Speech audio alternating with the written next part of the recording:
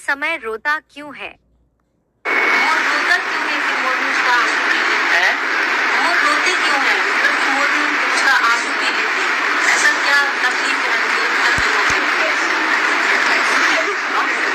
मोर जब डांस करता है, वो डांस का मतलब क्या है?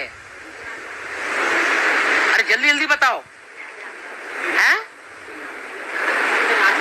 हैं? खुशी में नाचता है, ज्ञान डांस करता है। कौन सा डांस करता है? ज्ञान डांस करता है।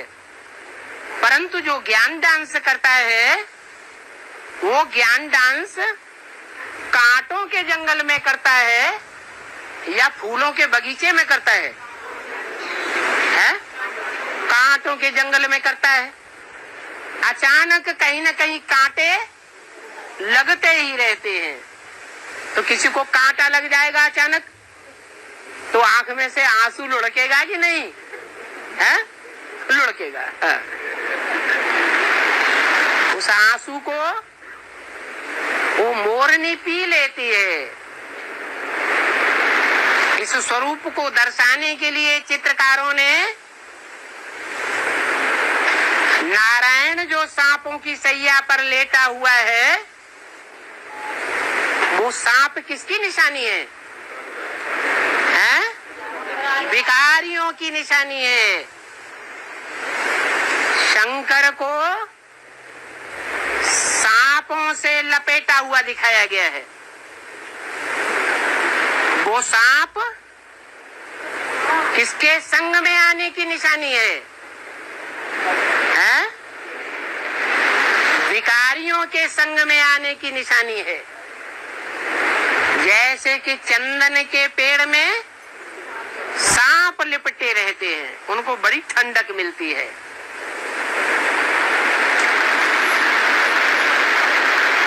तो ये चित्रकारों ने चित्रकारी दिखाई है।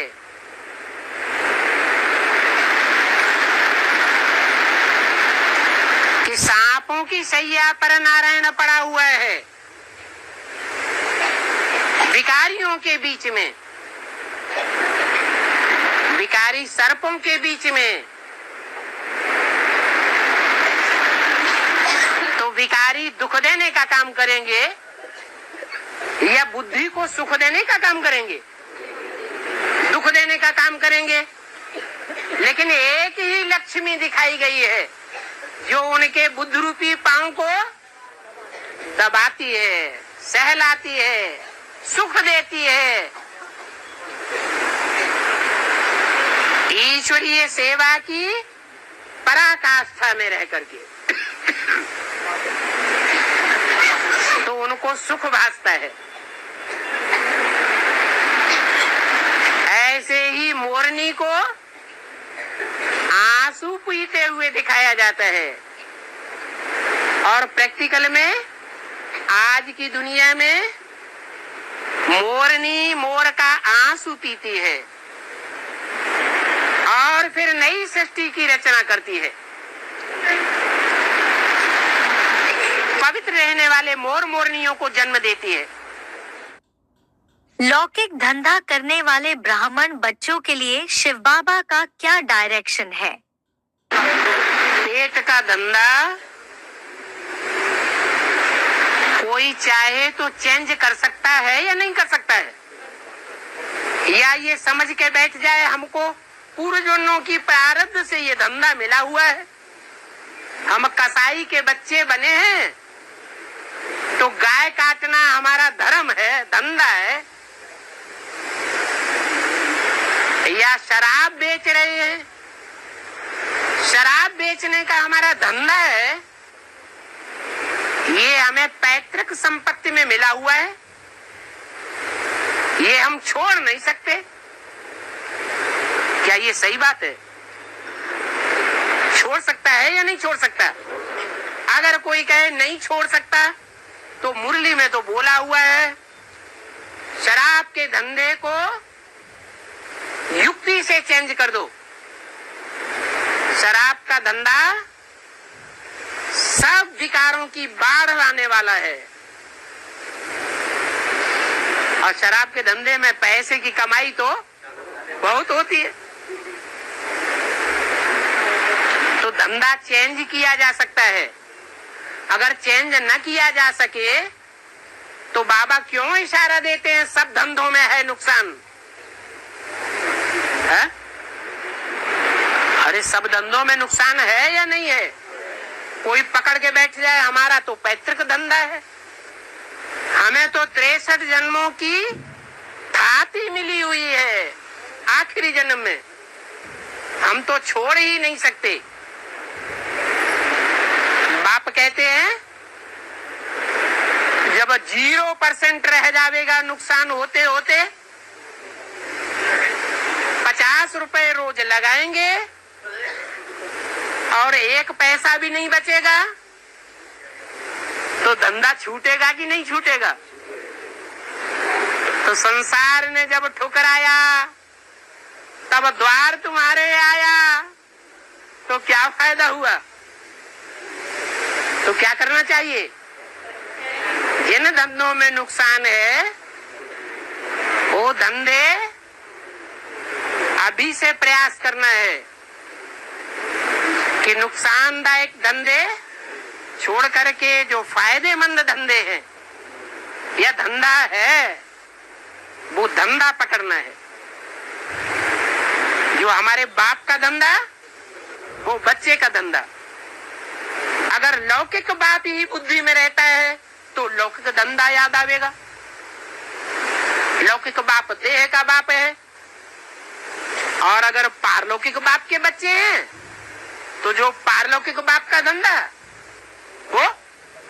वो बच्चे का धंधा। तो अपने अंदर झांक के देखना है कि हम कितने % पारलौकिक बाप के बच्चे बने हैं और कितना % में हम लौकिक बाप के बच्चे हैं। नहीं तो नियम यही है, जो बाप का धंधा सो बच्चे का धंधा। ब्रह्मा भोजन के लिए देवताएं भी तरसते हैं, इसकी शूटिंग संगम युग में कैसे होती है? कहते हैं कि ब्रह्मा भोजन के लिए देवताएं भी तरसते हैं। ये गायन व शूटिंग संगम में कैसे होता है?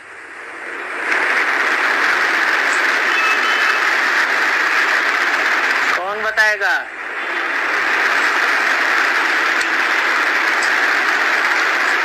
अभी ब्राह्मणों की दुनिया में देवताएं देव आत्माओं का पार्ट बजाने वाले कौन सी विशेष आत्माएं हैं? ब्रह्मा, सरस्वती और उनके फॉलोअर्स।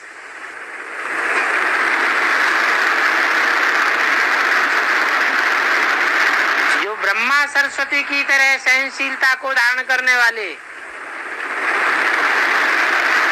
और शरीर छोड़ते जा रहे हैं।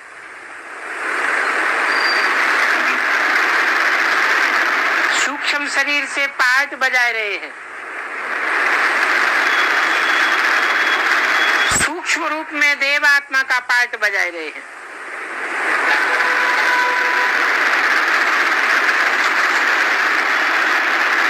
वो आत्माएं भी हम ब्राह्मण बच्चों में प्रवेश करके टाइम टू टाइम पार्ट बजाती है।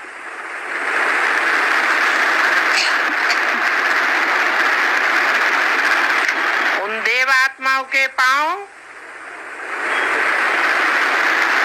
धरने पर नहीं पड़ते, अर्थात जो ब्राह्मण सूक्ष्म स्टेज में रहते हैं, सूक्ष्म वतन की मनन चिंतन मंथन की स्टेज में रहते हैं, उनमें उनके बुद्ध रूपी पांव प्रवेश करते हैं। स्थूल धरणी पर पांव प्रवेश नहीं करते हैं। तो वो ब्रह्मा सरस्वती जैसी आत्माएं आकांक्षा करती हैं कि हमें भी भगवान का जो साक्षात्कार रूप अभी प्रैक्टिकल दुनिया में कार्य कर रहा है नई दुनिया की स्थापना करने के लिए निमित्त बन रहा है। संसार में वो रूप प्रत्यक्ष होने वाला है।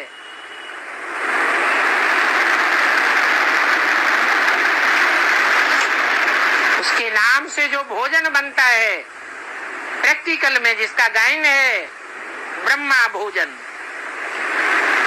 वो ब्रह्मा नहीं जो शरीर छोड़ गया। कौन सा ब्रह्मा? जो प्रैक्टिकल में अभी इस दुनिया में है, जो मुरली में बोला कि मैं जिस तन में भी प्रवेश करूं उसका नाम ब्रह्मा रखना पड़े। तो प्रैक्टिकल में जो ब्रह्मा का रूप है, जिस ब्रह्मा के द्वारा ब्रह्मा का भोजन गाया हुआ है। भोजन किसका? शिव का भंडारा। और भोजन किसका गाया हुआ है? ब्रह्मा का भोजन गाया हुआ है। तो ब्रह्मा को भोग लगे, पहले ब्रह्मा खाए, फिर उस भोजन को हम भी खाएं। ऐसे भोजन के लिए वो देवात्माएं अभी भी तरस रही है। क्यों तरस रही है? अवेलेबल क्यों नहीं है? क्योंकि रुद्रमाला में ज्यादा तादाद वाली बीज रूप आत्माएं दूसरे धर्म की हैं या देवी देवता सनातन धर्म की हैं? कौन से धर्म की हैं? है? और धर्म की बीज रूप आत्माएं भरी पड़ी हैं। इसलिए उनके वाइब्रेशन में वो ब्रह्मा भोजन की बात ही दब करके रह जाती है। दूसरे धर्म के लोग भगवान को भोग लगा के खाते हैं क्या? भगवान को अर्पण करके खाते हैं क्या? नहीं। तो इसका फाउंडेशन कहाँ पड़ता है? इसकी शूटिंग कहाँ होती है? ब्राह्मणों की दुनिया में शूटिंग होनी चाहिए कि नहीं होनी चाहिए? तो कहाँ हो रही है?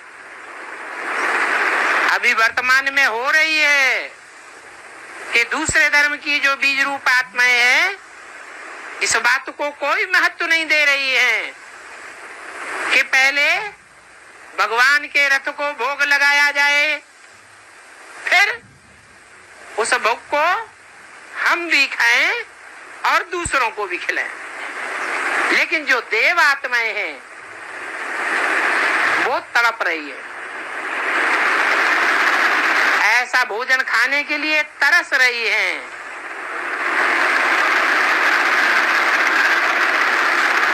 उनकी चाहना अभी भी पूरी नहीं हो रही है। इन दोनों के बीच ऊंच कौन है? ब्राह्मण बन के बाद में देवता बनना पड़ेगा। बड़ी मुसीबत आ गई। हाँ, जो संपूर्ण ब्राह्मण सो देवता। इसलिए यादगार में ब्राह्मणों की भी पूजा की जाती है। इसलिए पूजते हैं, इसलिए पूजते हैं कि ये ब्राह्मण देवता बनने वाले हैं। ये संपूर्ण ब्राह्मण हैं। ये नीची कोटि के नीची कुरी वाले ब्राह्मण नहीं है। संपूर्ण ब्राह्मण जो होते हैं वो ही देवता बनते हैं। बाकी देवता ऊंचे हैं या ब्राह्मण ऊंचे हैं, ये तो सीधी सी बात है। कौन ऊंचे हैं? ब्राह्मण ऊंचे हैं। क्यों? उनको बाप मिला हुआ है, बाप का ज्ञान है। और देवताओं को तो बाप का ज्ञान ही नहीं। देवताओं को अपने 84 जन्मों का ज्ञान ही नहीं, और ब्राह्मणों को तो अपने 84 जन्मों का ज्ञान पैदा हो जाता है। तो जीवन किसका ज्यादा अच्छा है? स्वर्ग का जीवन उतना अच्छा नहीं है। वो मन बुद्धि से उतनी उच्च कोटि का सुख नहीं भोगेंगे जितनी उच्च कोटि का सुख हम ब्राह्मण भोगेंगे। इसलिए स्वर्णिम संगम युग जो है वो ऊंचे के ऊंचा पुरुषोत्तम युग कहा जाता है। नहीं तो पुरुषोत्तम सतयुग के देवताएं भी हैं 16 कला संपूर्ण।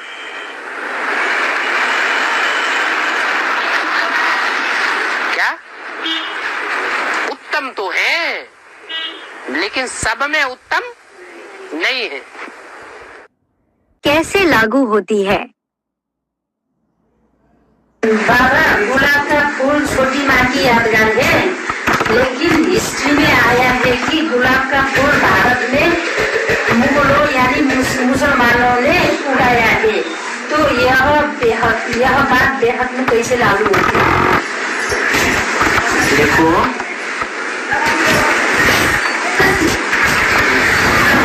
गुलाब का फूल आप मानते हैं कौन सी आत्मा है? छोटी माँ। छोटी माँ को पालना किसने दी? शास्त्रों में भी लिखा है जिस माता ने पालना दी उसका नाम क्या था?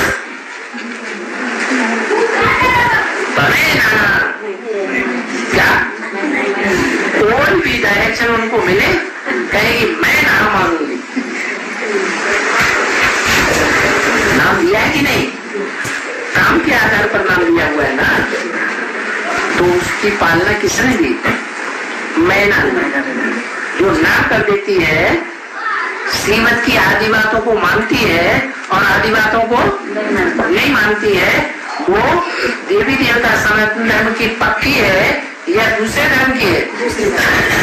इस्लाम धर्म की हुई ना। तो कहाँ से आई लक्ष्मी? कहाँ पली? इस्लाम धर्म में पली। देखो, गुलाब का फूल एक ऐसा फूल है जो कांटों में पलता है। दुनिया में जितने भी धर्म हैं उनसे उन सब धर्मों में बड़े से बड़ा कांटा कौन सा धर्म है? कामविकार का कांटा सबसे बड़ा होता है। उन कांटों के बीच में पलती है कौन है? लक्ष्मी। अरुण ग्रह बेहद में कौन है? अरुण माने सूर्य। सूर्य तो एक हो गया, अब रह गए 7 देवता। 8 देवताएं हैं। 8 देवताओं में एक तो हो गया सूर्य, तो बाकी कितने रह गए? 7 देवताएं। तो 7 देवताओं में सूर्य तो सूर्यवंश पैदा करता है। उसके बाद कौन सा वंश होता है? चंद्रवंश। तो चंद्रवंश का कोई होगा, वो वरुण कहा गया। वही रामकृष्ण की आत्मा है और उनके उनमें बीज आत्मा। अब कृष्ण वाली आत्मा जिसको बोला गया है वो तो वास्तव में सतयुग में होता है, यहाँ तो होता नहीं। लेकिन वो जो विजय माला है, उस विजय माला का कोई बीज भी तो यहाँ होगा रुद्रमाला में। वो कौन है? बस 2 देवताएं हैं वैदिक है शास्त्रों में। वेद में 2 विशेष देवताएं दिखाई गई, अरुण वरुण। क्या? अरुण माने सूर्य और उसका साथी वरुण। साथी किसको कहा जाता है? अरे जिंदगी में कौन साथ देता है? कौन सा संबंध है जो जिंदगी भर साथ देता है? पत्नी। तो शंकर जी को कौन सी नगरी पसंद है? काशी नगरी।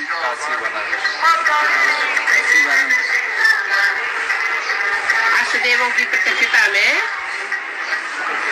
उसका आधार लिया जाता है। 108 की प्रत्यक्षता में भी वो निमित्त बनती है। सूर्यवंशियों की मां के रूप में। इसलिए अव्यक्तवाणी में बोला गया है, क्या बोला है? बाप है तो माँ भी है।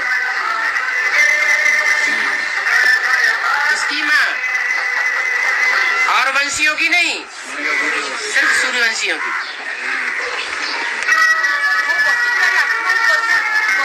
वरुणा नदी, अरुणा और वरुण। इस बात का प्रैक्टिकल प्रूफ क्या है? असली परिवार नियोजन गीता ज्ञान के द्वारा होता है। जो दुनिया की सरकारें हैं परिवार नियोजन के लिए प्रयत्न कर रही हैं, वो उनके हद के प्रयत्न हैं। दुनिया की आबादी कम नहीं हो सकती, कितना भी परिवार नियोजन में खर्चा करें और कितना भी प्रयत्न करें, परिवारों की संख्या और दुनिया की जनसंख्या बढ़ती ही जाएगी। लेकिन जो गीता ज्ञान है, वो गीता ज्ञान क्या करता है? पक्का परिवार नियोजन करता है। नहीं तो ब्राह्मणों की दुनिया के परिवारों की छानबीन करके देखा जाए,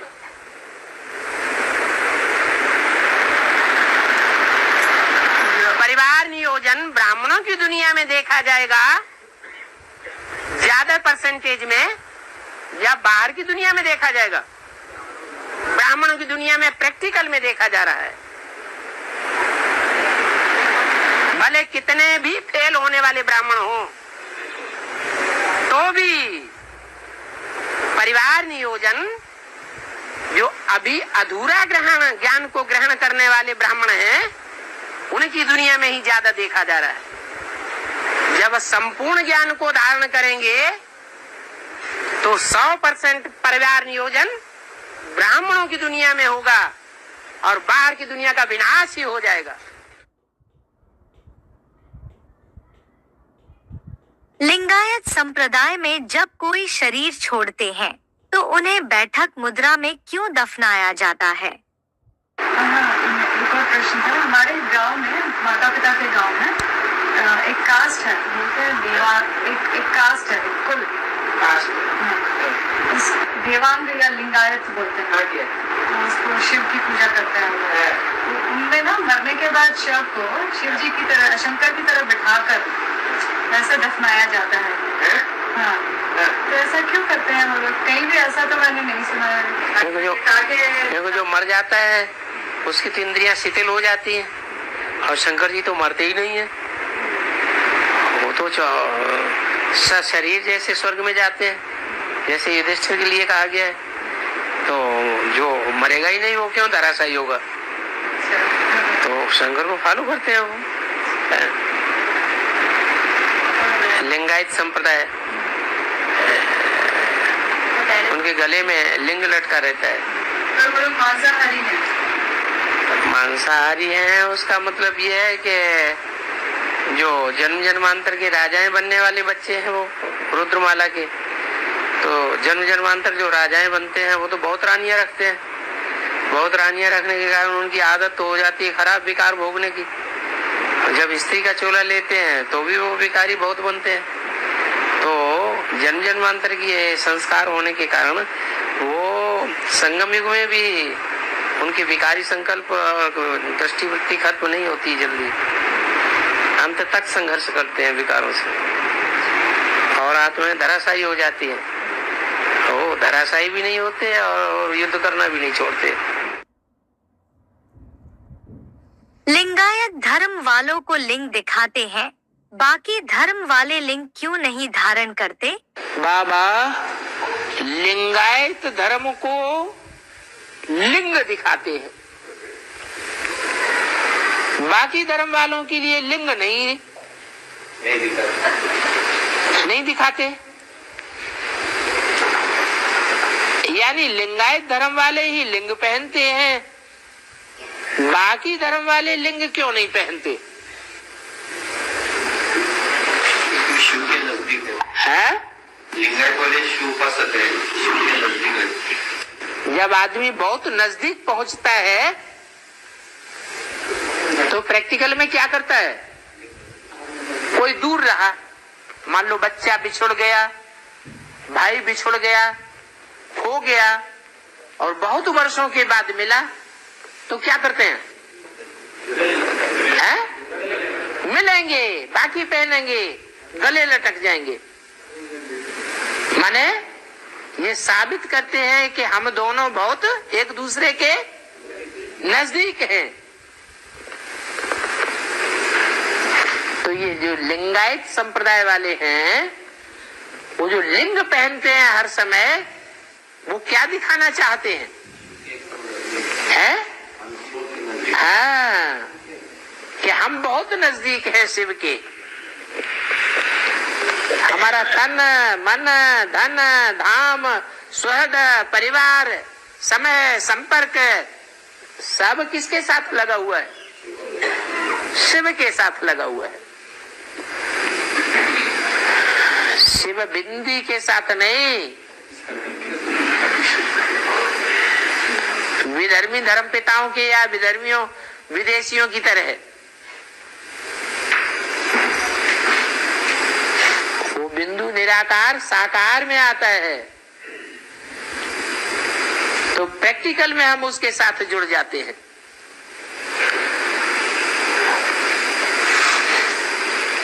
कहते ना गले पड़ गया।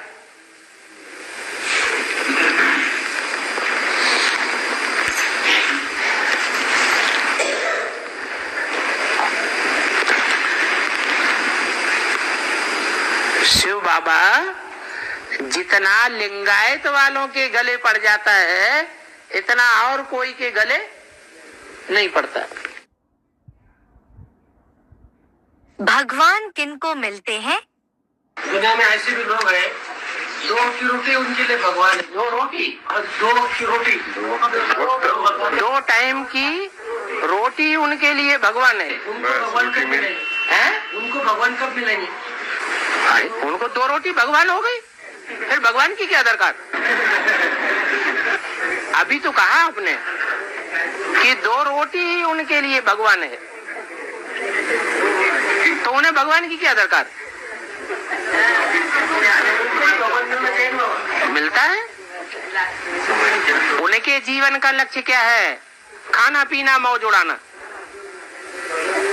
और तुम्हारे जीवन का लक्ष्य क्या है? खिचड़ी खाना और ऊंच मत पाना।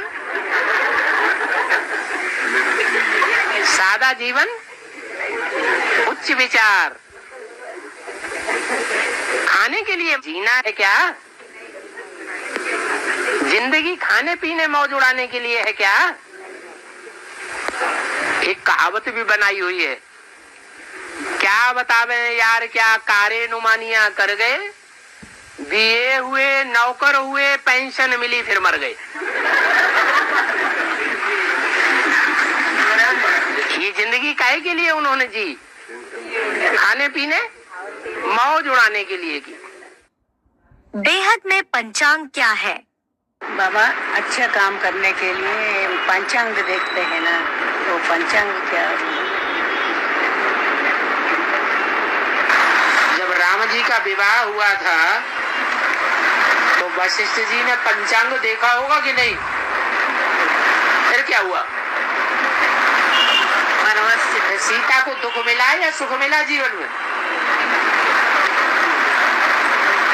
ये सब टंट घंट है।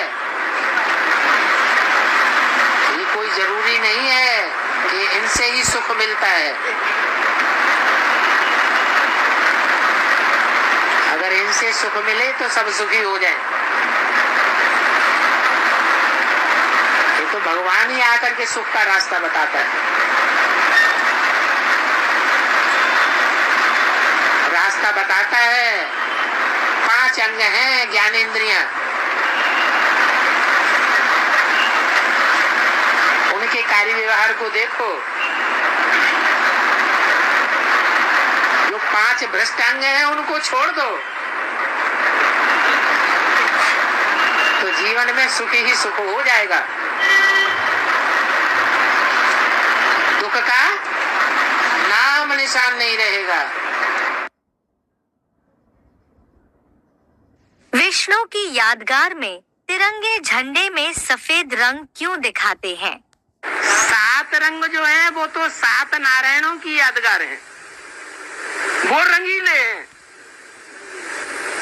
नारायण जो हैं उनको रंगीला नारायण कहेंगे या निरंग कहेंगे? नो रंग, वो रंगीले हैं। कोई इस्लाम धर्म में रंगे हुए हैं, कोई क्रिश्चियन धर्म में रंगे हुए हैं, कोई बौद्धी रंग में रंगे हुए हैं। 7 रंग हैं विधर्मी। विष्णु की यादगार में तिरंगे झंडे में सफेद रंग क्यों दिखाते हैं? 7 रंग जो है वो तो 7 नारायणों की यादगार हैं, वो रंगीले हैं। 7 नारायण जो हैं उनको रंगीला नारायण कहेंगे या निरंग कहेंगे? नो रंग, वो रंगीले हैं। कोई इस्लाम धर्म में रंगे हुए हैं, कोई क्रिश्चियन धर्म में रंगे हुए हैं, कोई बौद्धी रंग में रंगे हुए हैं। 7 रंग हैं विधर्मियों में। लेकिन 7 रंगों को अगर इकट्ठा कर दें तो कौन सा रंग बनता है? काला रंग बन जाता है। और सब रंगों को हटा दें, क्या कोई रंग नहीं, कोई का प्रभाव नहीं। 7 धर्मों का कोई प्रभाव न पड़े, कोई रंग न चढ़े तो कौन सा रंग आएगा? सफेद रंग। ये विष्णु को दिखाया जाता है। हमारा झंडा है, झंडे में लाल रंग है, बीच में सफेद रंग है और नीचे हरा रंग है। तो संपूर्ण बनने के बाद कौन सा रंग है? सारे रंग धुले, ब्लीचिंग पाउडर, सब रंगों को ब्लीच कर दिया। ये काम कौन करता है? सब धर्मों का प्रभाव खलास कर देने का काम कौन करता है? एक शिव